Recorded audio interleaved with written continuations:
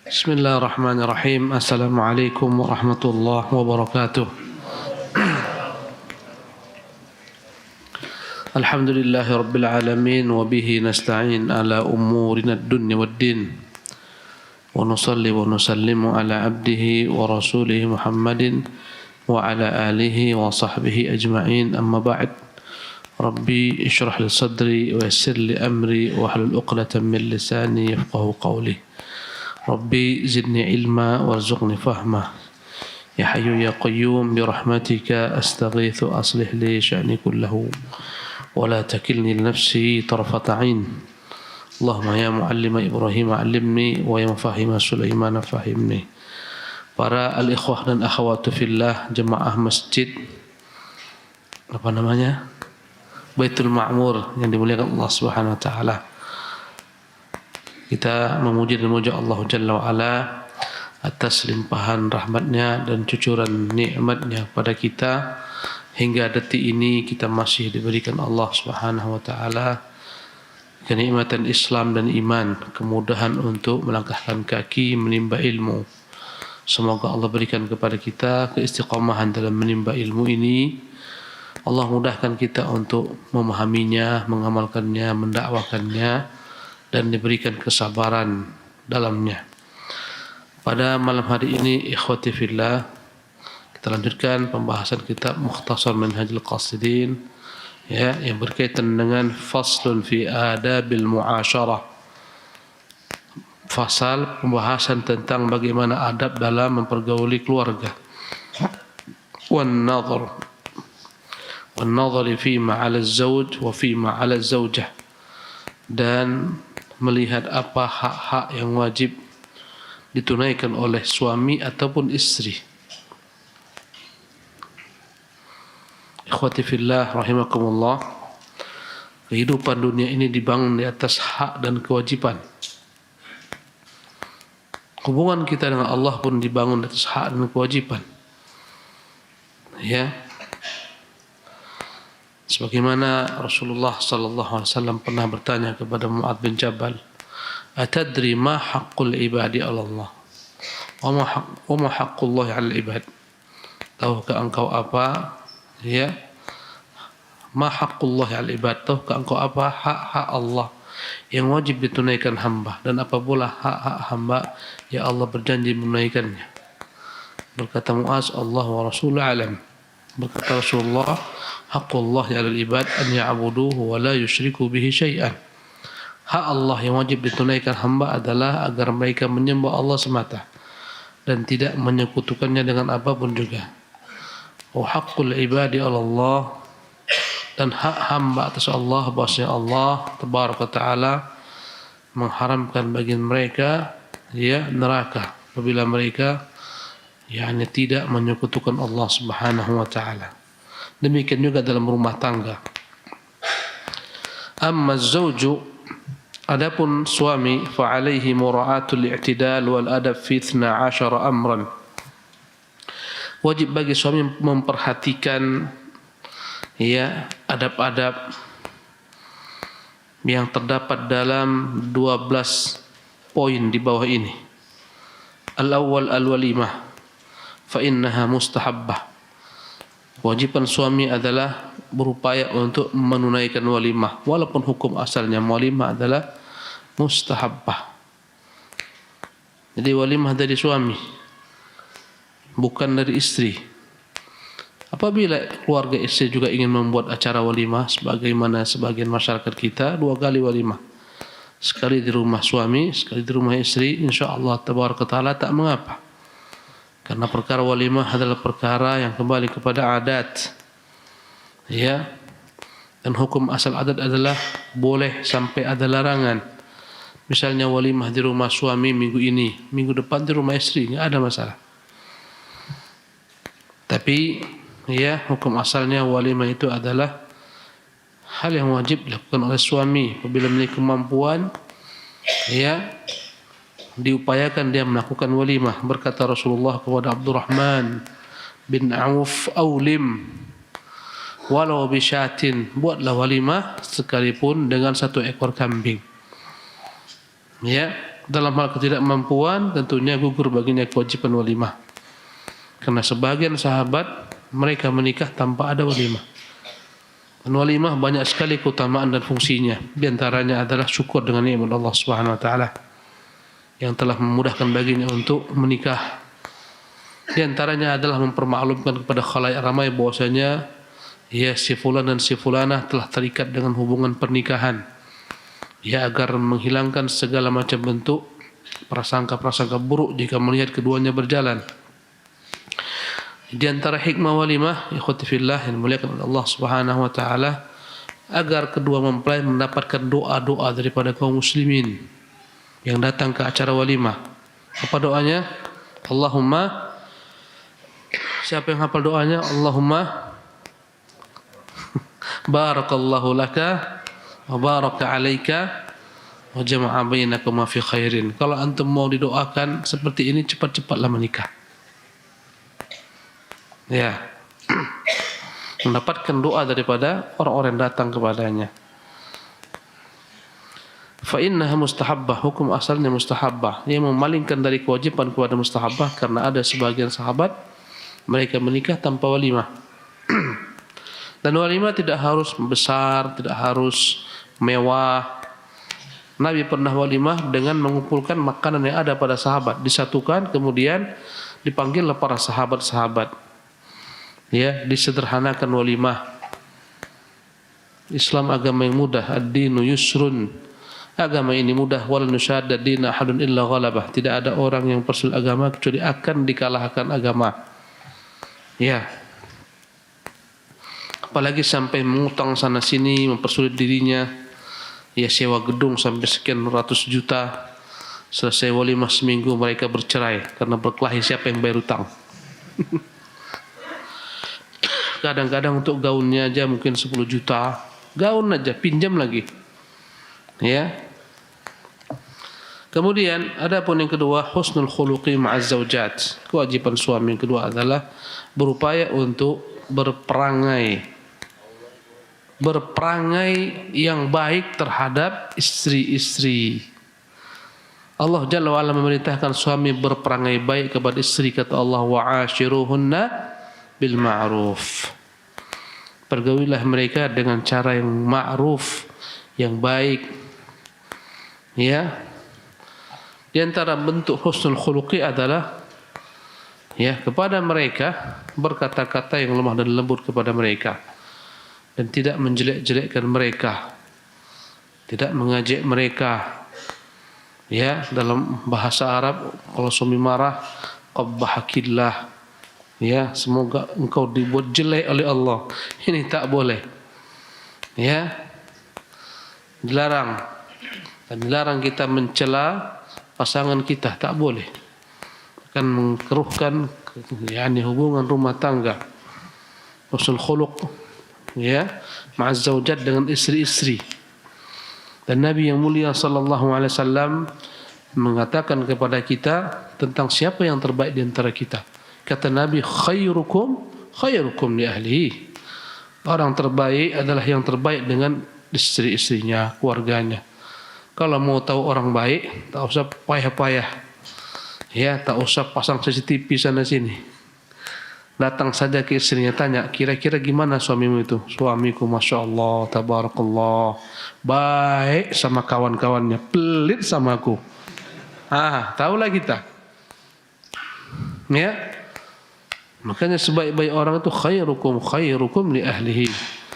Sebaik-baik kalian yang terbaik kepada keluarganya. Wa ana khairukum li ahli. Aku yang terbaik dengan keluargaku.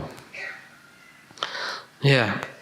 Kemudian yang ketiga, ihtimalul adza minhunna liqusuri aqlihinna. Wajiban suami yang ketiga adalah berusaha sabar, menahan diri ya dengan perangai mereka karena pendeknya akal mereka, liqusuri uqulihinna, tak sempurnanya akal mereka. Akal wanita setengah daripada akal pria. Logika mereka setengah daripada logika pria. Ya. Karena itulah kesaksian satu orang pria sama dengan kesaksian dua orang wanita. karakter mereka seperti itu Allah Subhanahu wa taala ciptakan. Ya, agar mereka siap untuk diayomi suami. Ya, siap untuk dipimpin suami. Ya, dengan kelemahan itulah mereka menjadi istri-istri kita yang kita cintai. Kalau mereka kuatnya sebagaimana kita, takut kita. Subhanallah. Ya, berkata Nabi yang mulia sallallahu alaihi wasallam tentang kaum wanita, "Ma ra'aitu min naqisati dinin wa aqlin adhhaba bi lubbir rajul hazimi min ihdakunna." Tak pernahlah kulihat ada seseorang yang kurang akalnya, kurang agamanya, tapi dapat mempengaruhi pola berpikir, keputusan seorang laki-laki yang paling kuat. Ya, wanita tampaknya lemah tapi kuat. Banyak laki-laki menjadi baik atau menjadi buruk gara-gara istrinya. Tak pernah ngaji, gara-gara istrinya terus motivasi, ngajilah dia. Betul tidak? Betul? Gara-gara istri ngaji antum ini ya. Ya, awalnya mungkin, subhanallah. Sebaliknya andai kata istrinya buruk, istrinya jelek dan dia mempengaruhi suaminya, banyak suami menjadi buruk perangainya setelah menikah. Menjadi bakhil, menjadi kikir terhadap keluarganya. Dulu baik Masya Allah kepada ayah, kepada ibu, kerabat, saudara. Setelah menikah pelitnya minta ampun. Subhanallah. Gara-gara perangai istri. Ya, buka perusahaan, semua yang bekerja kerabat istrinya, kerabatnya gigit jari aja. Subhanallah. Jadi ikhwatul kiram dimuliakan oleh Allah Subhanahu wa taala, inilah karakter mereka. Ya, mereka kata Nabi tak pernah ada orang yang lemah akalnya dan lemah agamanya. Berkata salah seorang mereka, "Ya Rasulullah, apa rupanya kurang akal kami? Kenapa Rasulullah mengatakan akal kami kurang?" Kata Rasulullah, "Bukankah kesaksian salah seorang laki-laki sama dengan kesaksian dua orang kalian?" Ya, kata Allah Subhanahu wa taala, ya, dalam Al-Qur'anul Karim, apa ayatnya? Antadilla ihdahuma wa fatudzakiru ihdahuma al-ukhra. Allah Subhanahu wa taala perintahkan agar didatangkan dua orang perempuan ketika tak ada laki-laki, dengan tujuan jika yang satu itu salah, khilaf, lalai, diingatkan oleh yang lainnya. Ya. Fa in lam yakuna rajulaini farajulun wa imra'atani. Jika tak ada dua laki-laki sebagai saksi, maka hadirkan satu orang saksi dan dua perempuan. Ya, mimman tardawna minasyuhada, yang kalian rela sebagai saksi-saksi. Inilah kurang akal kalian. Ya. Adapun kurangnya agama kalian, bukankah kalian itu nifas, kalian haid, kalian meninggalkan salat? Ya Rasulullah, itulah kurangnya agama kalian. Ya, hadis ini disebutkan oleh salah seorang ulama di hadapan wanita-wanita yang terkena paham sekuler, paham-paham gender, paham-paham feminis. Maka ada seorang perempuan yang angkat tangan, "Wahai Syekh, saya tak rela hadis ini dikatakan kami kurang akal." Ya, saya tak rela dikatakan kami kurang agama dan kurang akal. Ya. Fadhal Syekh. Jazakallah khairan. Hayakumullah. Sampai di mana tadi? Hah? Ya, ada yang protes. Saya tak setuju Syekh. Kami perempuan tak kurang akal kami. Kami bisa kalahkan tuh laki-laki semua. Akal kami tak kurang, ya, agama kami tak kurang. Berkata Syekh tersebut, iya, memang hadis ini ditujukan kepada wanita-wanita salihat dari generasi salafus salih dan mengikuti mereka. Kalau kalian tidak, kalian memang bukan kurang akal, kalian memang bukan kurang agama, tapi kalian tak ada akal, tak ada agama. La aql wala din. Itu untuk dahulu perempuan-perempuan salafus salih. Kalian bukan kurang, tak ada lagi, tak ada otak kalian, tak ada agama kalian. Subhanallah. Oleh karena itulah laki-laki hendaklah berusaha untuk bersabar dengan sikap mereka. Ya, andai kata diikuti, bengkok kita dibuatnya. Jika dikeraskan, patah dia, cerai ujungnya. Ya, begitulah karakter wanita. Kata Rasulullah SAW, ya, fa innahunna khuliqna min dhil'in fa inna a'la syai'i fa inna fa inna a'waj ad-dil'i a'lahu. Sesungguhnya wanita tercipta dari tulang rusuk yang bengkok. Yang paling bengkok adalah tulang rusuk yang paling atas. Ya, andai kata kau luruskan dia, kau luruskan maka dia akan patah. Apabila kau nikmati kebengkokannya maka engkau akan bengkok bersama-samanya. Fastausu bin nisa'i khairan. Karena itulah berbuat baiklah kepada mereka. Jadi tak bisa dituruti terus. Subhanallah. Ya. Dalam hadis sahih, istausu bin nisa'i khairan. فإنهن خلقن من ضلع أعوج وإن أعوج ما في الضلع أعلاه فإن ذهبت تقيمه كسرته وإن تركته لم يزل أعوجا فاستوصوا بالنساء خيرا. Inilah hadisnya. Hendaklah kalian berbuat baik kepada kaum wanita karena mereka tercipta dari tulang rusuk yang bengkok dan yang paling bengkok adalah yang paling atas. Jika engkau berusaha untuk meluruskannya, kau akan patahkan dia. Ya. Apabila engkau meninggalkannya dalam kebengkokan, maka engkau akan bengkok bersamanya. Karena itulah kalian hendaklah berbuat baik kepada kaum wanita, sabar dengan perangai mereka. Ya, yang merepet-repet, sabar. Pulang direpet istri, sabar dik kata ustaz. Merepet aja lagi terus. Tak apa, mendengarkan. Subhanallah. Inilah perangai mereka. Wa'lam annahu laysa husnul khuluqi ma'al mar'ati ya kaffal adha anha. Bukanlah maksud berbuat baik kepada wanita tidak menyakiti mereka, bukan itu, bal ihtimalul adha. Makna husnul khuluqi, berbuat baik kepada istri, adalah ihtimalul adha minha, berusaha sabar dengan segala macam gangguan dari mereka. Wal hilmu ala tayshiha wa ghadabiha. Al hilmu, tenang menghadapi berbagai macam gejolak emosi mereka, kemarahan mereka. Iqtidaan bi Rasulillah sallallahu alaihi wasallam, demi mengikuti contoh Rasulullah sallallahu alaihi wasallam. Ya, jadi makna husnul khuluq terhadap istri bukan sekedar berbuat baik kepada mereka. Semua orang sanggup, tapi sabar dengan perangai jelek mereka. Allahu Akbar. Ya. Dalam rangka mengikuti Rasulullah sallallahu alaihi wasallam, fa fi sahihain min hadits Umar, dalam hadis yang sahih dari jalan Umar, anna azwaja an-nabiy sallallahu alaihi wasallam kunna yuraji'nahu, bahwasanya sebagian dari istri Nabi ada yang mendebat Nabi, wa tahjuruhu, bahkan memboikot Nabi, ihdahunna al-yawma ila al-lail, kadang-kadang sepanjang siang, kadang-kadang sampai malam. Wal haditsu masyhur, dan hadis ini masyhur dalam Sahih Bukhari dan dalam Sahih Muslim, sebagaimana yang terjadi pada kisah Umar. Umar pulang ke rumah, dia bicara tentang suatu urusan. Tiba-tiba istrinya ikut campur. Umar marah, kenapa kau ikut campur? Sejak kapan kau ikut campur urusan lelaki? Dia bilang, Umar, hai Ibnu Khattab, ya, kenapa kau harus ingkari saya, ya, yang menimbrung pada pembicaraanmu?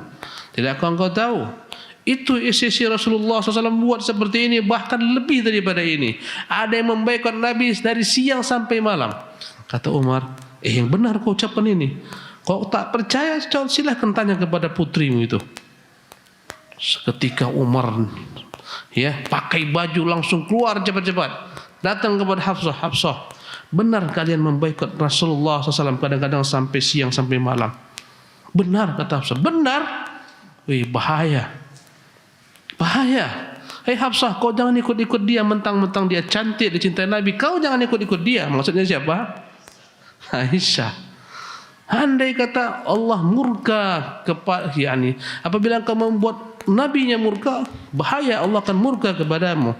Andai kata kau minta sesuatu, minta kepada ayahmu, jangan kau persulit Nabi yang mulia SAW. Aku khawatir nanti kau akan diceraikan.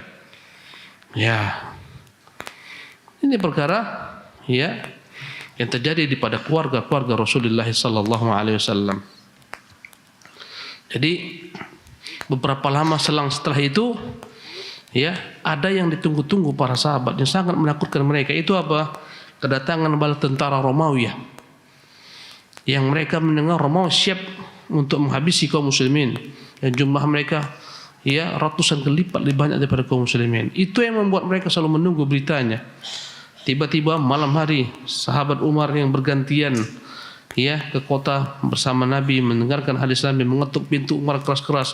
Umar, kau udah tidur? Belum, ada apa? Ketuk-ketuk pintu kuat-kuat. Bahaya Umar. Bahaya apa? Datang Romawi ya, lebih bahaya daripada itu lagi. Apa gerangan? Nabi menceraikan semua istri-istrinya. Benar kau bilang? Benar. Ah, celaka Hafsah, sudah ku ingatkan sejak dulu. Subhanallah. Pagi hari langsung berangkat Hafsah. Kau diceraikan Rasulullah? Tak tahulah Abi. Yang jelas dia tinggalkan kami semua. Sudah aku bilang dulu. Habis dimarahi. Subhanallah. Ya. Datang dia ke masjid, tengoknya orang semua sedang nangis. Ada yang di mimbar, dekat mimbar. Kenapa kan nangis? Rasulullah ceraikan semua istrinya. Sahabat sedih dengan kesedihan Rasulullah. Mana Rasulullah? Sekarang dia di sana itu menyendiri. Subhanallah. Datang Umar izin ya kepada salah seorang budaknya. Bilang kepada Rasulullah, Umar mau masuk. Dia pergi kemudian dia balik. Bagaimana? Nabi tak jawab. Umar pun pulang kembali ke masjid. Tengokinya orang-orang nangis. Tak iya ini. Kembali datang ke tempat Rasulullah menyendiri. Kau bilang sama dia, Umar mau datang. Dia berangkat ke atas. Umar mau datang. Nabi diam. Dia ke bawah. Bagaimana? Nabi diam. Tak iya ini. Kembali Umar pergi. Subhanallah, jalan-jalan dia lihat-lihat. Akhirnya kembali lagi ketiga kalinya. Tolong kau bilang Umar mau ketemu Rasulullah. Dia naik, turun. Silahkan Rasulullah menunggumu. Baru dia naik. Sampai di atas. Umar lihat Nabi tidur beralaskan tikar yang terbuat dari pelepah-pelepah kurma, berbirat-birat, berbekas-bekas. Ya, tubuh Nabi SAW, lengannya, dia lihat ada sedikit gandum yang tergantung. Kata dia, ya Rasulullah, kulihat Kaisar dan Romawi ya, begitu kaya-kayanya raja-rajanya, mereka raja-raja dunia. Engkau adalah Rasul Rabbil Alamin, tapi begini kondisimu. Kata Rasulullah, ya Umar, itu untuk mereka di dunia, untuk kita nanti di akhirat. Ya Rasulullah, aku ini sekarang merasa aneh lah. Dulu kita kaum Quraisy, kita menguasai perempuan-perempuan kita. Tak ada berani nentang-nentang. Suatu hari aku datang bicara, ditentang sama istriku. Memang tak iya ini. Semenjak mereka gabung sama perempuan Ansar, mereka belajar menentang kita. Karena masyarakat Ansar dikuasai oleh kaum wanitanya. Mereka ambil akhlak Ansar. Ya Rasulullah, numpang nanya, engkau ceraikan semua istri-istrimu? Rasulullah pun tersenyum. Rasulullah kata tidak. Barulah Umar langsung lari ke bawah. Nabi belum menceraikan semua istrinya. Subhanallah. Inilah namanya berita. Ya. Jadi intinya ikhwatul kiram, kalau kita lanjutkan panjang kali kisah sampai besok pagi kita. Sikit aja. Ya. Inilah dia yang namanya husnul khuluq terhadap istri, sabar dengan berbagai macam perangai mereka. Yang keempat, an yula'ibaha wa yumazihaha. Hendaklah suami di antara hak atau di antara kewajiban suami adalah mau yakni bergurau dengan istrinya, bermain-main dengan istrinya. Ya. Waqad sabaqan Nabi sallallahu alaihi wasallam Aisyah, dan Nabi pernah berlomba lari dengan Aisyah. Sebagaimana riwayat yang masyhur. Ya. Kata Aisyah, dulu Nabi pernah mengajak aku berlomba lari. Dia suruh pasukan pergi jauh-jauh ke depan, kami di belakang. Dia berkata, Aisyah, ayo kita lomba lari. Ya, kami pun memulai dari start. Kami berlari, aku mengalahkannya. Ya, kata Rasulullah, nanti akan kubalas. Subhanallah. Tak berapa lama setelah itu mereka musafir. Ya, Aisyah telah menjadi lebih gemuk daripada sebelumnya karena ketika sebelumnya masih kecil. Ya, maka Rasulullah ajak kembali kita, yuk aku membalas kekalahanku. Mereka pun lomba lari, Rasulullah pun menang. Kata Rasulullah, inilah balasan yang dulu ya. Sama kita, satu sama. Subhanallah. Inilah namanya apa? Muda'abah. Ya, jadi suami itu bukan namanya suami yang disegani kalau harus bermuka singa. Selalu bermuka singa seram supaya istri segan, enggak. Tak seperti itu Rasulullah sallallahu alaihi wasallam. Wa kana yula'ibu nisa'ahu, dan dia senantiasa bersenda gurau dengan istri-istrinya.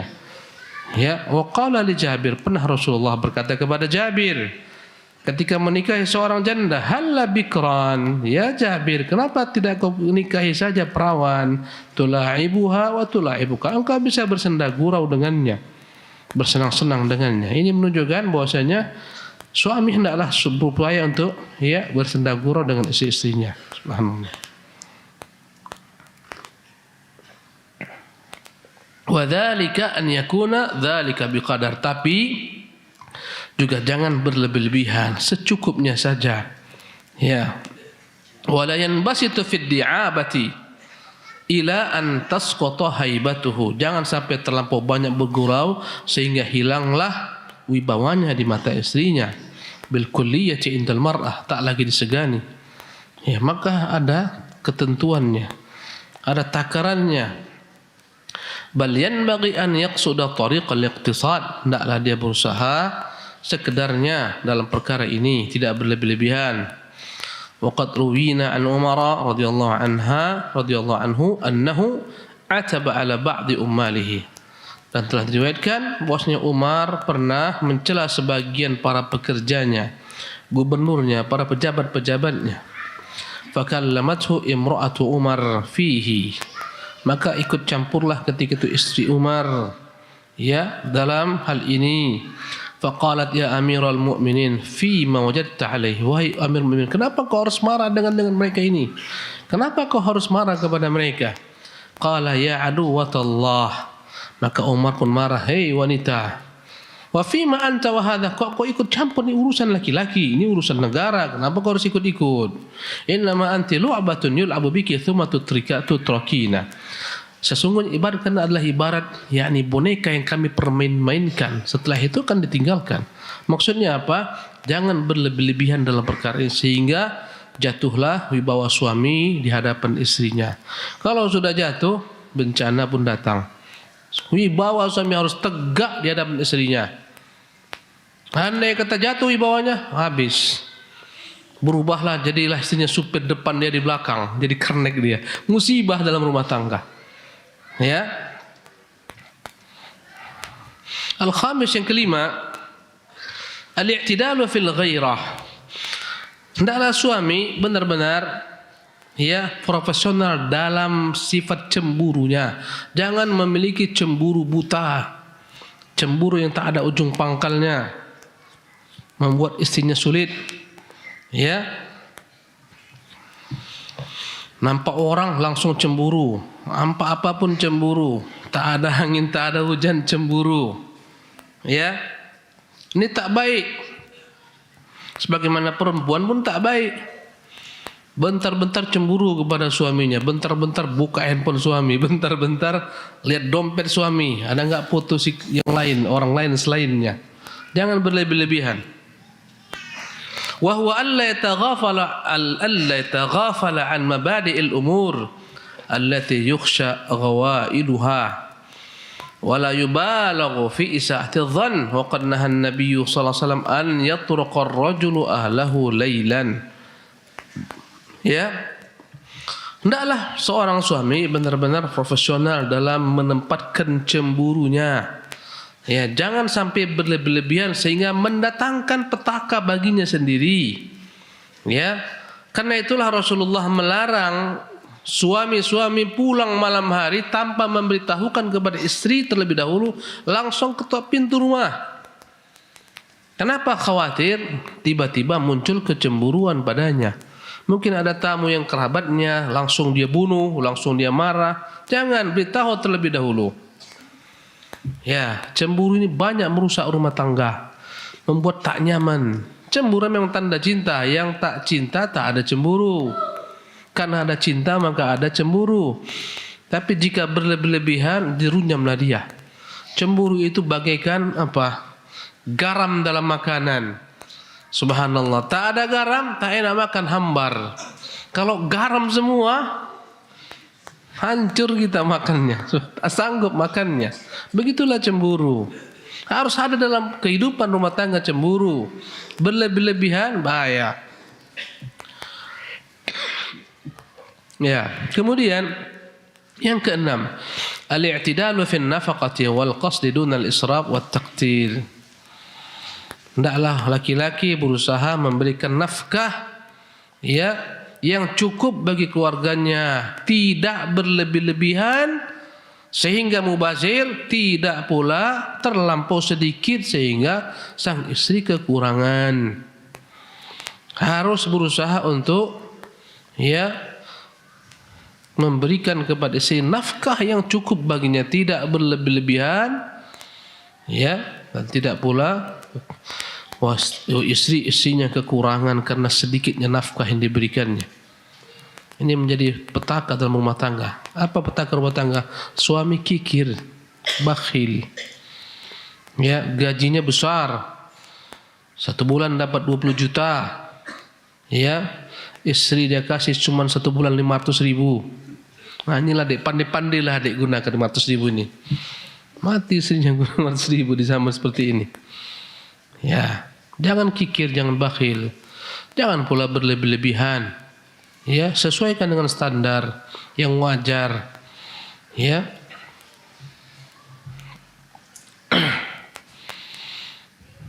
Wala yanbaghi lirrajuli an yasta'thira an ahlihi bit-ta'am at-tayyib. Dan jangan sampai seorang laki-laki dia makan yang enak-enak tapi istrinya tidak. Ya. Fa inna dzalika mimma yughiru sadr. Sesungguhnya hal ini akan membuat dada menjadi sesak, sempit dada. Dia makan siput, istrinya makan ikan asin kresek tiap hari. Tempe tahu. Ya. Nanti kalau istrinya minta tambah, bang, sekali daging lah bang. Kita harus zuhud deh. Zuhud. Sementara dia makan seafood. Subhanallah, sekali makan sekian ratus ribu, 500 ribu, 700 ribu. Subhanallah, tak boleh. Yang ketujuh, as-sabi' an yata'allam al-mutazawwij min ilmi al-haid wa ahkami. Seorang yang menikah hendaklah dia belajar tentang hukum-hukum yang berkaitan dengan haid, ya.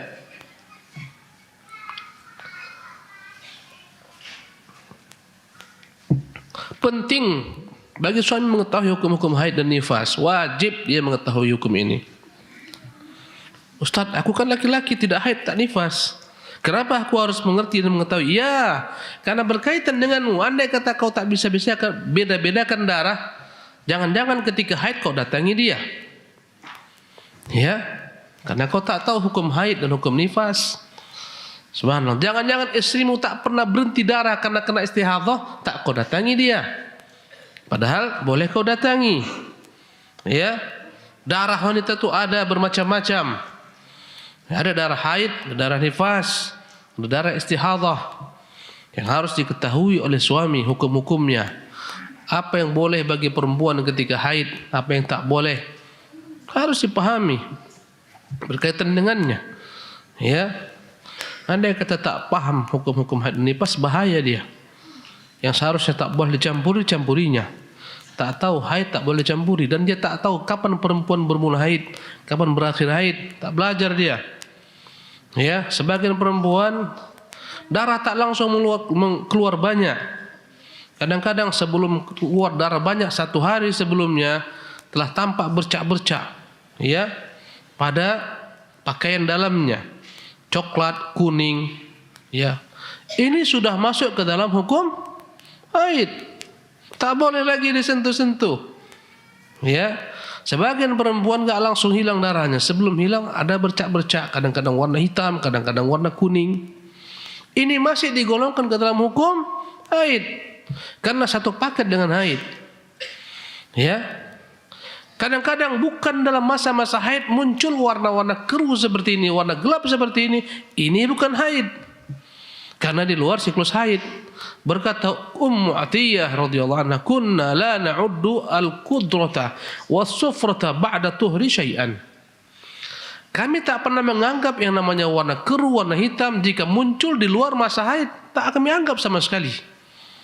Ya, ini gimana kira-kira? Pernah dengar ini? Pernah enggak dengar? Bahaya antumnya. Bahaya kali. Harus tahu perkara-perkara haid dan nifas. Subhanallah. Ya. Ma yadri bihi kaifa mu'asyaratul haid. Agar dia tahu dengan hukum tersebut bagaimana mempergauli perempuan haid. Subhanallah. Wa yulaqqinuha al-i'tiqad as-sahih. Wajib bagi suami mengajarkan istrinya akidah yang benar. Akidah tauhid. Jangan sampai istri pergi ke dukun, pakai jimat dan seterusnya, ya. Kadang-kadang setelah menikah istrinya pergi ke dukun, menundukkan suaminya gimana supaya suami tunduk kepadanya. Bahaya. Ya. Wa yazilu an qalbiha kulla bid'atin in kanat. Andai kata perempuan ini dalam hatinya ada berbagai macam bid'ah, wajib bagi sang suami menghilangkan bid'ah tersebut, menasihatinya, mengajarinya ini bid'ah tidak dalam agama Islam. Ini di karang-karang manusia, Rasulullah tak ajarkan, tinggalkan. Ya. Wa yu'allimu ahkam as-salati wal haid wal istihadhah. Wajib bagi suami mengajarkan istrinya jika istri tak paham tentang hukum-hukum haid, hukum istihadhah, hukum salat. Ya. Fayu'arrifuha, di antaranya wajib diberitahukan kepada istrinya, idzan qata'a damuha qabla al-maghrib bimiqdari rak'atin fa 'alaiha adh-dhuhru wal 'ashru. Wajib diberitahukan. Andai kata darah tersebut berhenti sesaat sebelum matahari tenggelam, wajib bagi dia mandi ketika telah bersih, dan wajib bagi dia mengerjakan 2 salat zuhur dan asar. Nah, ini mazhabnya para sahabat-sahabat Nabi dan mazhabnya ulama-ulama Hanabilah. Kalau perempuan itu suci di akhir waktu asar, wajib bagi dia mandi mengerjakan zuhur dan asar. Ya.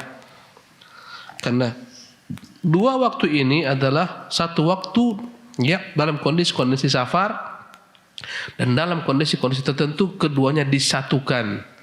Ya.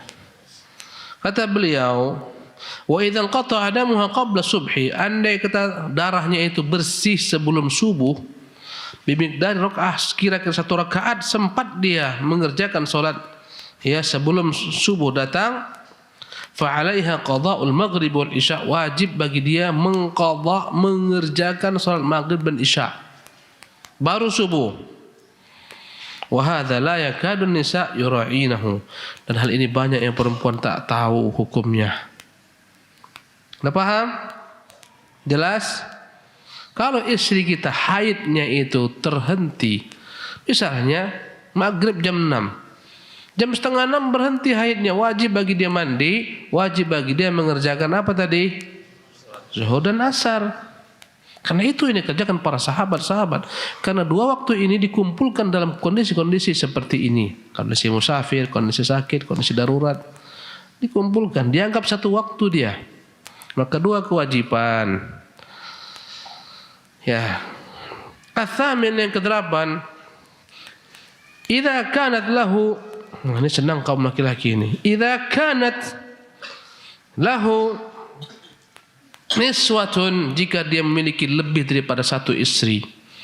Nah, yanbaghi an ya'dila bainahunna, maka wajib bagi dia berlaku adil terhadap istri-istrinya. Ya. Wal adlu, dan yang dimaksudkan dengan adil di sini adalah fil mabiti wal ata. Fil mabit, dalam bermalam wajib adil, dalam pemberian wajib adil. Tentunya wajib adil dalam pemberian, ya, dengan menempatkan pemberian itu sesuai dengan hajat. Istri yang pertama anaknya 3, istri yang kedua anaknya 1, contohnya. Ya, tentunya antara 3 dan 1 tak sama. Ya, atau istri yang pertama anaknya sudah besar-besar, banyak kebutuhan sekolahnya, istri yang kedua anaknya kecil-kecil, disesuaikan. Itulah makna adil. Dalam nafkah, ya. Dalam malam wajib adil. 1 malam 1 malam, jika 2 malam 2 malam, 3 malam 3 malam, sesuai kesepakatan bersama. La fil hubbi wal wat'i. Adapun dalam masalah kecintaan, dalam masalah mencampuri istri-istrinya, Tidak dituntut harus berlaku adil karena hal ini tak dapat dikuasai manusia. Nabi yang mulia sallallahu alaihi wasallam pernah mengadukan keluhannya kepada Allah karena dia lebih condong kepada ibunda kita Aisyah. Dia mengatakan, "Ya Rabbi, ya Tuhanku, ya sesungguhnya cinta ini bukan milikku tapi milikmu. Maka janganlah kau hukum aku dengan kecintaanku ini yang lebih kepadanya. Fala talumni fi ma tamlikuhu wal amlikuhu." Jangan cela saya dalam cinta yang sebenarnya milikmu, engkau yang berikan ke dalam hatiku, bukan milikku. Subhanallah. Kecintaan itu Allah yang akan berikan kepada seorang. Ya, maka hal ini tidak tercela, tapi jangan ditampakkannya berlebihan kepada istri yang lain. Ya, jangan dia berbuat zalim dengan istri yang lain, mentang cinta kepada yang ini, akhirnya yang lain dibuat seolah-olah tergantung tak bertali. Tak pernah didatangin. Yang ini 24 jam dengan yang ini 24 bulan baru datang ke rumahnya. Sama-sama 24 jam di rumahnya, ini 24 bulan sekali datang ke rumahnya. Tak benar. Ya, bahaya kalau tak berlaku adil nanti di hari kiamat. Jalan kondisi bahunya miring-miring gini, bahaya. Subhanallah.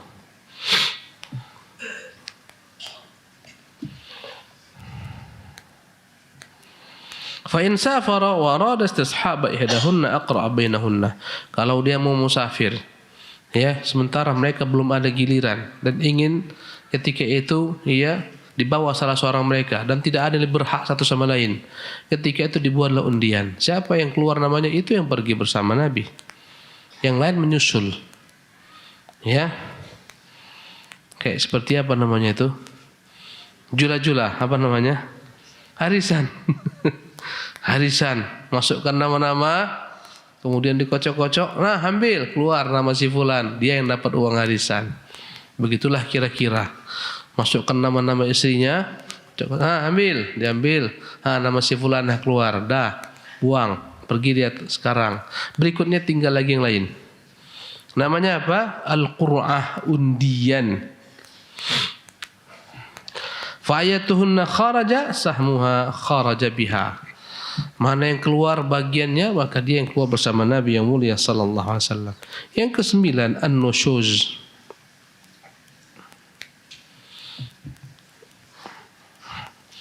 An-nushuz, apa kewajiban suami ketika melihat istrinya itu mulai tampak padanya an-nushuz. Apa itu nushuz?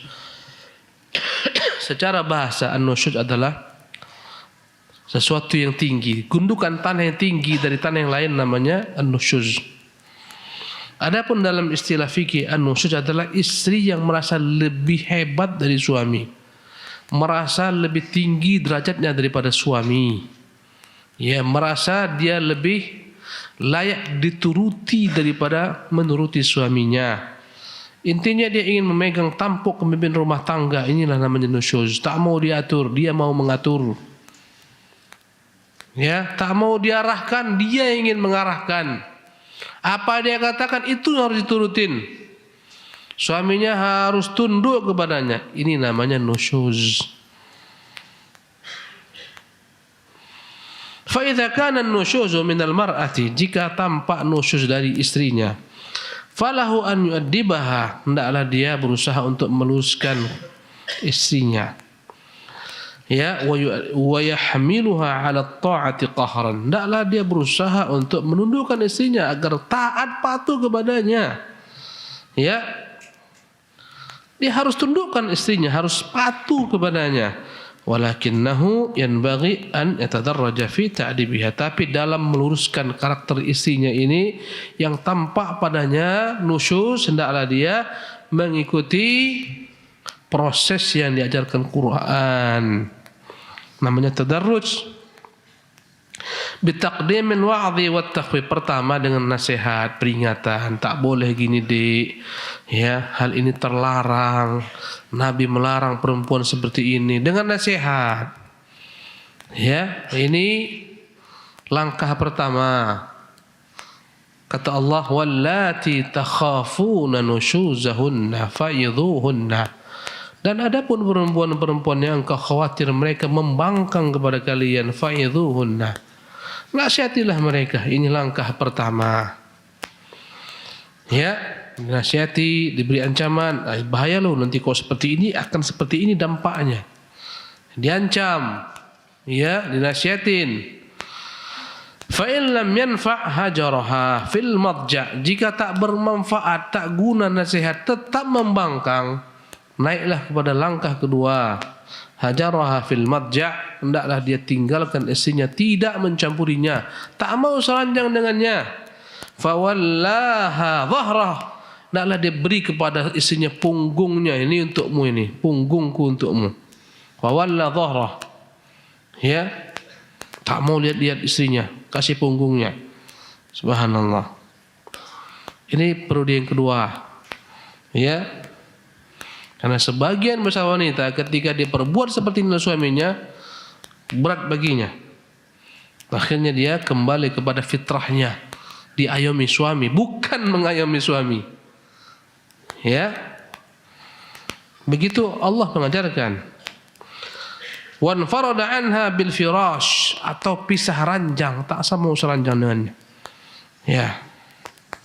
Wa hajaraha fil kalam, baikot, tak usah bicara dengannya. Duna thalathati ayyam, ya, selama 3 hari, kurang dari 3 hari tak usah bicara. Boikot dia, diamkan saja, dan jangan panjang-panjang, kasihan dia sampai lebih seminggu 2 minggu. 3 hari. Kata Nabi, la yahilu li muslimin an yahjuru akhahu fawqa 3 layalin.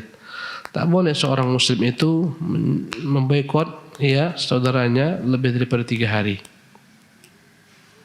Andai kata terpaksa harus lebih daripada 3 hari, boleh juga, karena Rasulullah memboikot istrinya berapa hari? 1 bulan. Nabi memboikot seluruh istrinya 1 bulan. Tinggalkannya semua rumah-rumah istrinya.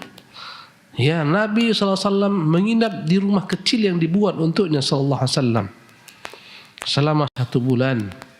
Tak pernah jumpa mereka, tak pernah bicara dengan mereka. Jika memang di situ terdapat kemaslahatan, ya. Fa in lam yanfa', jika tak guna juga, dikasih punggung pun tak guna, santai kawan tidur, gak ada masalah. Subhanallah. Dinasihati tak mempan, pisah ranjang pun tak mempan, ya. Suaminya bingung. Ketika itu darabaha darban ghaira mubarrihin, diizinkan suami memukul istrinya pukulan yang tak boleh kasar, memberikan bekas, tak boleh. Ya, karena tujuannya mendidik, bukan mencelakai. Ya, ambil bantal tuh, pukulkan bantal ke dia dengan marah, ini contohnya. Ya, ambil 2 lidi, pukulkan ke dia. Contoh. Kayu siwak kecil. Kenapa Islam membolehkan demikian? Karena kemudaratan memukul istri dengan pukulan yang tak mencederai dia ini lebih besar daripada mudarat menceraikan dia, lebih besar dampaknya. Maka Islam, jika ada 2 kemudaratan, dipilih mana yang paling kecil. Melubangi sampan, ya, pada kisah Nabi Khidir dan Nabi Musa, itu kemudaratan, rusak sampan, tenggelam sampan, dibolongi, akhirnya dia pun tenggelam, tak bisa berlayar. Apakah ini kerusakan? Ya. Tapi jika tak dilubangi itu sampan, dia berlayar, akan dirampok oleh seorang raja yang zalim. Mana lebih baik? Berlubang bisa diperbaikin, ya. Tapi andai kata dia ambil raja dengan kezaliman, habis. Ya, begitu juga lah dengan masalah ini. Dan ayat Al-Quranul Karim ini banyak dikritisi oleh kaum feminis. Laki-laki mendikte perempuan, laki-laki dalam Islam menzalimi perempuan. Padahal wallahi dalam Islam perempuan yang begitu dimuliakan oleh Allah Subhanahu wa taala. Ya, mereka jadi ratu dalam rumah tangga mereka, tak payah pergi kerja sampai tengah malam, sampai pagi pulang ngantuk-ngantuk. Di pekerjaan kadang-kadang dilecehkan kaum laki-laki, campur baur perempuan laki-laki.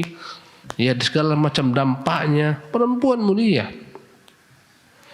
Ya. Kata Allah, fa'idhuhunna, nasihati mereka, wahjuruhunna fil madaji, pisah ranjang dengan mereka, ya. Wadribuhunna, tak juga mempan, pukul. Ketika ayat ini turun, banyak sahabat yang datang, ya, memukuli istri-istrinya. Sehingga ketika itu datanglah perempuan, ya Rasulullah, sekarang banyak kami kena tangan suami-suami kami. Ya, maka kata Nabi SAW, laisa ulaika bi khiyarikum, yang tukang pukul istri bukan yang baik di antara suami-suami itu. Karena Nabi SAW tak pernah pukul istrinya. Datang dua orang laki-laki melamar salah seorang perempuan. Perempuan ini pun datang kepada Nabi, ya Rasulullah, dua orang laki-laki ingin melamarku. Yang mana aku pilih? Siapa keduanya? Satu ya Rasulullah, Abu Jaham. Yang kedua ya Rasulullah, Muawiyah. Yang mana aku pilih? Kata Rasulullah, Abu Jaham. Amma Abu Jaham jarang-jarang cemetinya nganggur, jarang-jarang nganggur cemetinya itu. Berarti apa? Selalu memukul. Itu jarang cemetinya nganggur itu.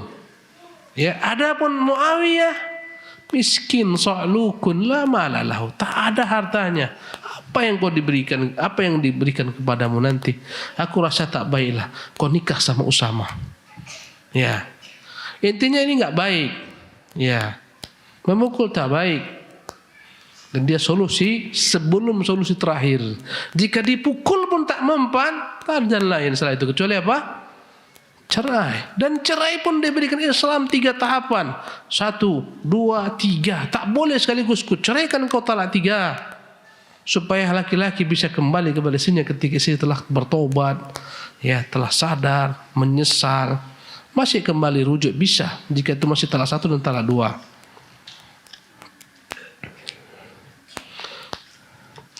Wa huwa alla yudma laha, pukulan jangan mengalirkan darah, jisman, tubuhnya tak boleh terluka. Wala yadribu wajhaha, dan jangan dia pukul wajahnya. Al-ashir, yang ke-10, fi adabil jima', adab dalam mendatangi istrinya, yustahabbul bidayah bit tasmiyah, disunahkan mengucapkan nama Allah sebelum mencampuri keluarganya agar syaitan menjauh. Karena syaitan mengikuti anak Adam dalam semua kegiatannya, dalam makan, dalam minum, dalam mencampuri keluarganya, dalam hartanya. Kata Allah, wasyarikum fil amwali wal auladi wa'idhum, bergabunglah engkau dengan mereka dalam harta mereka, dalam anak-anak mereka. Ya. Maka dianjurkan seseorang sebelum mencampuri keluarganya mengucapkan bismillah. Allahumma jannibna syaitana wa jannibi syaitana ma razaqtana. Wal inhirab 'anil qiblah, berusaha untuk berpaling daripada kiblat. Ini tak ada dasarnya. Karena ini hukum adalah perkara adat istiadat, ya. Maka tak ada ketika itu masalah. Dalilnya tak ada. Bahkan Allah mengatakan, wa'tu harthakum anna syi'tum, datangilah ladang kalian sebagaimana kalian mau. Ya. Wa an yattaghatta huwa wa ahluhu bi thawbin, hendaklah mereka menutup yakni tubuh mereka dengan pakaian. Ini pun tak ada dasarnya yang sahih. Hadis-hadisnya dhaif. Tak ada sama sekali hadis yang sahih. Ya. Wa an la yakuna mutajarridaini, jangan sampai keduanya tanpa busana, juga tak benar. Tak mengapa, karena semua hadis dalam hal ini semuanya dhaif. Hadis yang dhaif di antaranya adalah perkataan Ibunda Aisyah, ma ra'aitu minhu wa la ra'a minni, aku tak pernah melihatnya dan dia tak pernah melihatku. Ini tak benar hadisnya. Ya, bahkan Imam Bukhari menyebutkan bab tentang mandinya istri dan suami bersama-sama. Disebutkan hadis Aisyah yang mandi bersama dengan Nabi yang mulia sallallahu alaihi wasallam. Ya, menunjukkan kepada kita aurat suami itu halal bagi istri, demikian juga sebaliknya. Berkata Rasulullah SAW, ihfad aurataka, kau jaga auratmu, illa min imra'atika, kecuali daripada istrimu, atau ma malakat yaminuka, atau budak-budak yang kau miliki. Selama dia istri, selama dia budak, halal. Ya, bersenang-senang dengannya. Ya Allah yang halalkan demikian. Ya. Wa an yabda'a bil mula'abati wad dhammi wat taqbil, hendaklah dia sebelum mencampur isinya terlebih dahulu melakukan pemanasan, ya, memeluk, mencium dan sejenisnya. Wa min al ulama'i man istahabba al jima'a yaum al jum'ah, di antara ulama ada yang menyunahkan berjima minimal seminggu sekali malam Jumat. Ya, karena ada hadis man ightasala wa ghassal, ya, barang siapa yang di hari Jumat dia mandi Jumat wa ghassal, atau dia mewajibkan diri mandi karena dia baru berhubungan dan datang ke salat Jumat, sampai akhir hadis. Thumma idza qada watarahu falyatamahhal litaqdi wataraha, jika dia telah menyelesaikan hajatnya hendaklah dia menunda, sabar sampai isinya menyelesaikan hajatnya pula. Fa inna inzalaha rubbama ta'akhkhar, karena kebanyakan wanita itu terlambat. Ya. Wa min al-adabi, dan di antara adab dalam perkara ini, an ta'tazirul haidu bi izarin min haqwiha, seorang perempuan dalam kondisi haid jika ingin dicumbui oleh suaminya, wajib baginya untuk menutup dengan kain, ya, ila ma bain rukbah, antara, ya, pusar sampai ke apa yang terdapat di antara kedua lututnya. Idza arada istimta' biha, jika dia ingin bersenang-senang dengan istrinya. Wala yajuzu wat'uha fil haid, dan haram bagi seorang suami mencampur istri dalam kondisi haid. Wala fid dubur, apalagi mencampurnya di belakangnya, di duburnya. Wa man arada an yujami'a maratan thaniyatan yustahabbu lahu an yaghsila farjahu wa yatawadda, barang siapa yang ingin kembali mengulangi mencampuri keluarganya, hendaklah dia terlebih dahulu mandi atau minimal berwudu. Ya. ومن الآداب ألا يحلق شعره ولا يقلم أظفاره ولا يخرج دما وهو جنوب. Di antara adab dalam kondisi ini junub, jangan sampai dia mencukur rambutnya, memotong kukunya, mengeluarkan darah dalam kondisi junub. Ini tidak benar, karena tak ada satu pun riwayat yang melarang. Boleh saja orang sedang junub memotong kuku, boleh, tak ada larangan. Semua hadisnya dhaif, dan ini perkara yang membutuhkan hadis yang sahih. Ketika dia junub memotong rambut, potong, enggak ada masalah, karena tak ada satu pun hadis yang mendukung pendapat ini. Ini disebutkan dalam kitab Ihya Ulumuddin, ini ringkas oleh Imam, ya, Ibnu Qudamah, ringkasan. Wa ammal azlu fahuwa mubahun ma'al karah, adapun hukum azal dibolehkan tapi tak disukai. Itu al-azal adalah menumpahkan sperma di luar kemaluan. Al-hadi asyar, adapun yang ke-11, fi adabil wiladah, adab ketika sang istri melahirkan. Wahia sittah, dan dia ada 6 perkara. Al-awwal an yakthura farahuhu bil-dzakari wa huznuhu bil-untha fa innahu la yadri fi ayyihim al-khair. Adab ketika sang istri melahirkan, jangan sampai dia berlebihan ketika lahir anak laki-laki, sedih ketika anak perempuan, tak boleh.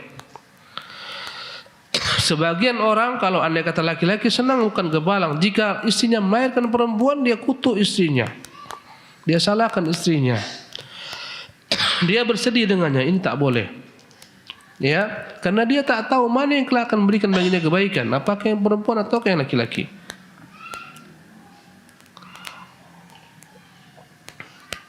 Yang kedua, an yu'adzina fi udhunil maulud hina yulad, hendaklah dia mengazankan di telinga sang bayi ketika dilahirkan. Hal ini perkara yang dipersisihkan di kalangan ulama. Mereka bersisih mengenai kesahihan hadis dalam mengazankan bayi. Sebagian mentaifkan hadis tersebut, sebagian mensahihkan. Maka yang mentaifkan tak perlu dipakai ini, karena azan memanggil orang untuk salat. Ya.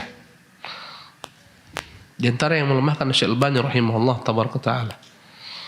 Yang ketiga, an yusammiyahu isman hasanan, hendaklah memberikan nama yang baik kepada anaknya ketika lahir. Ya, wa fi afradi Muslim, inna ahabba asma'akum ila Allah Abdullah wa Abdurrahman. Dalam riwayat Muslim yang diriwayatkan sendiri, Rasulullah berkata, sesungguhnya sebaik-baik nama kalian, ya, yang kalian namakan dengannya anak-anak kalian adalah Abdullah dan Abdurrahman. Wa man kana lahu ismun makruh, andai kata anaknya punya nama jelek, ya, ustuhibba lahu tabdiluh, disunnahkan mengganti nama. Ya, faqad ghayyara an-nabiy sallallahu alaihi wasallam asma'a jamaah. Nabi pernah merubah nama sebagian orang, tapi tak wajib semua nama dirubah. Yang dirubah yang mana? Yang jelek-jelek saja. Karena ada etikat yang ini jadi bid'ah dia. Apa itu? Tiap orang mulai belajar mengaji akhirnya rubah nama. Hijrah, nama hijrahku. Tak ada nama hijrah. Kau siapa? Namaku Buyung. Tapi setelah aku belajar agama hijrah, namaku contohnya Fulan, namaku Kasyah. Itu nama hijrah lo. Nama asliku Buyung. Tak usah, andai kata namanya tidak buruk, nggak usah diganti. Tak ada namanya nama hijrah, tak ada. Ya, Nabi hanya mengganti nama sahabat-sahabat yang berlebihan kandungan maknanya, atau ya nama tersebut jelek maknanya. Ya. Waqad kariha min al-asma'i Aflah wa Nafi' wa Yasar wa Rabah wa Barakah li'annahu yuqal ahwa thammata fa yuqal la. Di antara nama-nama yang tak disukai seperti Aflah, karena kalau ditanya arti Aflah adalah orang beruntung. Ada di sana orang beruntung, tak ada yang beruntung, karena itu dilarang. Ya, ada di sana Nafi yang bermanfaat, tak ada yang bermanfaat. Ya, dan seterusnya. Kemudian yang keempat al-aqiqah. Kewajiban seorang ayah mengakikahkan putranya menurut sebagian ulama wajib. Pendapat yang paling sahih tidak wajib tapi dianjurkan ketika mampu, sangat dianjurkan. Laki-laki 2, perempuan 1. Yang kelima, an yuhannikahu bitamratin aw halawah. Hendaklah ditahnik sang anak ketika lahir. Dan tahnik ini ulama bersisi apakah semua orang tua boleh mentahnik anaknya, ya, atau ini hanyalah kekhususan Nabi. Sebagian mengatakan ini kekhususan Nabi belaka. Yang sahih, setiap orang tua berhak mentahnik anaknya untuk melatih sang anak mulai menggunakan ya mulutnya. Yang keenam, khitan. Kemudian perkara yang terakhir, yang ke-12, tadi disebutkan ada 12 poin ya. Mimma yata'allaqu bizawaj at-talaq, yang berkaitan dengan menikah adalah perkara perceraian. Fa huwa abghadul mubahati ila Allah. Dialah perkara mubah yang sangat dibenci Allah. Hadisnya tak sahih. Tak sahih. Abghadul halal ila Allah at-talaq, tak sahih hadisnya, dilemahkan ulama. Fa yakrahu lirajuli an yufaja'a bihil mar'ah min ghairi dhanbin. Tak disukai laki-laki menceraikan istri tanpa ada dosa. Tak ada pasal engkau kuceraikan, tak ada, tak boleh. Wala yajuzu lil mar'ati an tulji'ahu ila talaq, ya jangan pula perempuan nantang-nantang ceraikan aku, ceraikan aku, ceraikan aku. Membuat suami akhirnya marah, engkau kuceraikan. Gara-gara apa? Dia minta. Fa idza arada at-talaq falyura'i fihi arba'ata asya'. Jika ingin menceraikan istrinya, perhatikan 4 hal. Pertama, hendaklah dia an yutalliqaha fi tuhrin, menceraikan istri dalam keadaan istrinya suci, lam yusibha fihi, dan tidak dia campuri. Kalau mau jatuhkan talak bukan kapan marah kita jatuhkan talak. Andai kata tadi malam kita campuri dia, hari ini kita marah, tak boleh kita ceraikan dia. Karena telah kita campuri, tunggu nanti sampai dia haid. Selepas haid bersih, ketika bersih itulah baru jatuhkan talak. Itu yang sunnah. Ya, supaya kita netral ketika menjatuhkan talak, bukan karena marah. Li'alla tatula 'alaiha al-iddah, ya. Hendaklah dijatuhkan dalam keadaan suci yang belum disentuh supaya tak menjadi panjang nanti masa iddahnya. Kenapa? Ternyata setelah dicampurinya hamil, jadi panjang, jadi 9 bulan iddahnya sampai melahirkan dan seterusnya. Yang kedua, an yaqtasira 'ala talqatin wahidah, hendaklah dia menceraikan saya dengan 1 talak. Jangan langsung sekaligus 3 talak. Liyastafida biha raj'ah in nadima, supaya bisa kembali kalau dia menyesal. Banyak orang jatuhkan talak saking marahnya langsung 3. Setelah itu pusing kepalanya mau kembali ke istrinya. Akhirnya dibayar orang supaya menikahi istrinya untuk diceraikan kembali. Namanya nikah tahlil, tak boleh. Yang ketiga, an yatalattafa fil amri fit talaq bi i'ta'iha ma tatamatta' bihi liyanjabir al faji. Andai kata dia ceraikan istrinya, beri kepada istrinya itu mut'ah, kompensasi perceraian berupa harta atau pemberian tertentu membuat dia mengurangi rasa sedihnya. Ceraikan dia, berikan rumah untuknya. Ceraikan dia, berikan motor, mobil untuknya. Ya.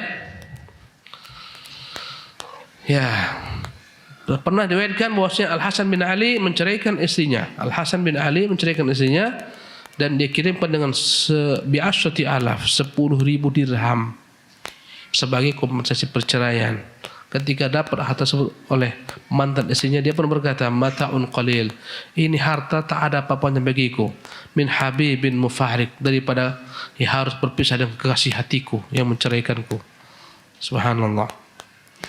Yang keempat, ketika telah dijatuhkan cerai, alla yufshi sirruha, jangan sebarkan rahasia istrinya atau mantan istrinya. Enggak boleh. Ya. Bahaya, enggak boleh. Oh, itu si fulana itu mantanku tuh, seperti ini dia tuh. Tubuhnya seperti ini, tak boleh. Inna min asyarrin nasi indallahi manzilatan yaumil qiyamah, orang terjelek di hari kiamat ar-rajul yufdi ilal mar'ah. Laki-laki datang mencampuri perempuan, wa tufdi ilaihi, perempuan mencampuri suaminya, thumma yunshiru sirraha, kemudian dia sebarkan rahasia yang terdapat dalam istrinya. Tak boleh. Walaupun telah menjadi mantan. Ya. Wa ruya an ba'di salihin annahu arada talaqa imra'atihi, ada sebagian orang salih mau menceraikan istrinya. Faqila lahu, "Mal ladzi yaribuka minha?" Mengapa kau ceraikan dia? Apa rupanya pasalnya? Apa sebabnya kau ceraikan dia? Faqala, al-aqilu la yahtiku sirran. Dia bilang, orang berakal tak akan mau membeberkan rahasia dirinya, keluarganya. Falamma talaqah, setelah diceraikannya perempuan tersebut, qila lahu, kembali orang bertanya, lima talaqtaha, kenapa kau ceraikan dia? Apa pasalnya? Faqala, maka dia menjawab, mali walimra'ati ghairi. Ada hubungan apa aku dengan dia? Dia bukan istriku. Ngapain kau ribut-ribut berbicara tentangnya? Enggak ada hubungan dengannya. Ya, ini semuanya fahadha kullu min bayani ma'al zawj. Apa yang wajib bagi seorang suami. Ya, kita cukupkan kajian kita sampai di sini. Insyaallah kita lanjutkan di kesempatan akan datang. Subhanakallahumma hamdika asyhadu an la ilaha illa anta astaghfiruka wa atubu ilaik.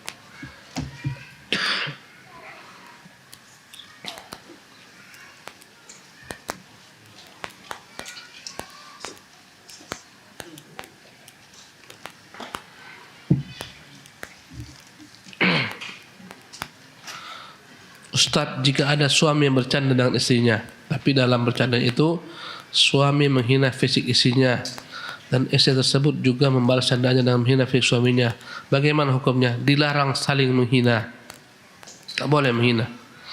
Ya, walaupun bercanda, lambat laun akan menimbulkan ya permusuhan, perselisihan, marah nanti dua-duanya. Ya. Jagalah hubungan antara keduanya. Bercandalah sewajarnya.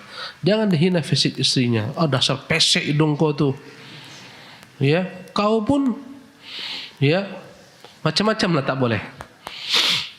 Bagaimana menyikapi fenomena akhwat gadis-gadis yang sudah mengaji, tetapi mereka umumnya mayoritas tak mau untuk dita'adud. Wih, payah ini. Tanyalah ke mereka, jangan tanya ke saya. Sedangkan banyak dari kami ikhwan yang siap mampu untuk berta'adud. Benar. Sulit untuk mengamalkannya. Bukankah sensus perbandingan laki-laki dengan wanita sudah jauh jaraknya? Ya, pernah dengar 1/7 atau entah saat ini berapa? Mohon nasihat kepada kami Ustaz. Nasihat kepada antum, bersabar sampai Allah takdirkan antum untuk menikah lagi. Jangan terburu-buru. Siapkan mental. Nanti mau nikah sama yang kedua, tak berani ngomong sama istri, sembunyi nikahannya, bahaya. Nanti hari Sabtu, dek, abang mau meeting dek, pulang besok. Minggu depan, abang mau mancing dek, pulang besok. Kesian. Jadi banyak bohong dia. Kalau kau jantan, benar-benar kau jantan, katakan kepada istrimu, aku mau nikah lagi. Berani? Kau takut, jangan tanyalah. Seorang suami pergi untuk beberapa lama, kemudian ia pulang, sudah menikah lagi. lalu ia ingin menceraikan istrinya, istri tuanya, tapi istri tua tidak mau dicerai. Bagaimana dengan pernikahan mereka? Andai kata dijatuhkan, cerai jatuh. Tak bisa istri mengatakan saya tak mau dicerai, nggak bisa, jatuh. Ya. Bagaimana dengan pernikahan mereka? Ya, andai kata dijatuhkannya talak pada waktu yang tepat, jatuh talak tersebut. Hak talak adalah hak suami. Qadarallahu tabaraka ta'ala. Tak bisa lagi. Ya. Catatan suami tak lagi menafkahi. Apalagi suami tak menafkahi, itu apa diharap? Udah ganti suami yang menafkahin. Ya, dunia tak selebar daun kelor. Nggak usah diharap laki-laki yang tak menafkahi Anda. Mohon doanya Ustaz dari Ustaz dan jamaah yang hadir di majlis ini untuk kesembuhan istri ana yang sedang sakit sudah lama. Allahumma rabban nas adhibil ba'sa isfi anta syafi la shifa illa shifa'uka shifaan la yughadiru saqaman. Ya, amin.